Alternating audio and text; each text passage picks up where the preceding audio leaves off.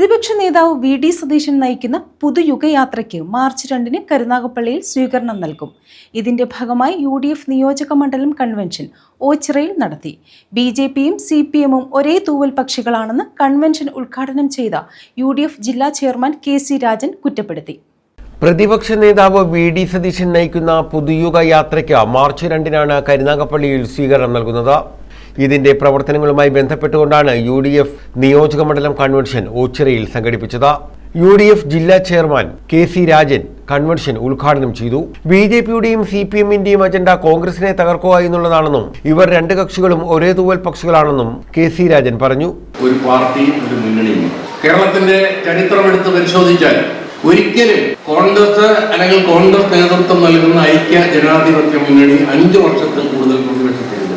5 വർഷം പ്രതിപക്ഷത്തിരിക്കുമ്പോൾ തെരഞ്ഞെടുപ്പ് വരും, കോൺഗ്രസ് UDF ആ തെരഞ്ഞെടുപ്പിൽ ജയിക്കും, അധികാരത്തിൽ.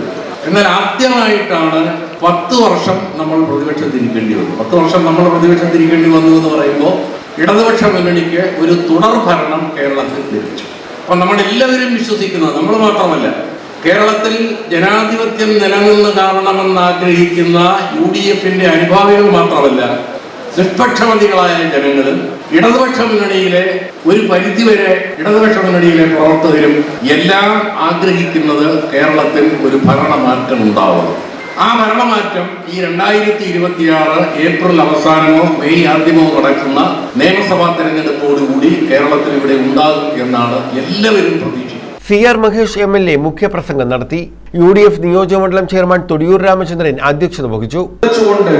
ദൈവങ്ങൾക്ക് പോലും സ്വൈരമായി സ്വസ്ഥമായി ഇരിക്കാൻ കഴിയാത്ത അവസ്ഥ സൃഷ്ടിച്ചുകൊണ്ട് ദൈവങ്ങളുടെ സ്വത്ത് പോലും കൊള്ള ചെയ്യുന്ന കശ്മലന്മാരുടെ ഭരണത്തിന് അറുതി വരുത്താൻ കേരളത്തിലെ സമസ്ത ജനവിഭാഗങ്ങളും ഒരുങ്ങി കാത്തിരിക്കുമ്പോഴാണ് സ്നേഹിതരെ കേരളത്തിന്റെ പ്രിയങ്കരായ പ്രതിപക്ഷ നേതാവ് കേരളത്തിലെ ജനങ്ങൾ R. Chandrasekharan, R. Rajasekharan, LK Sreedevi, M. Ansar, Chittumoola Nasar, MS Shoukath, BS Vinod, KA Javad, N. Raju, LAയത്ത് ചന്ദ്രൻ, നജീബ് മണ്ണയിൽ, നീലികുളം സദാനന്ദൻ, N. അജയകുമാർ, G. മഞ്ജുക്കുട്ടൻ, വരുൺ ആലപ്പാട് എന്നിവർ പങ്കെടുത്തു.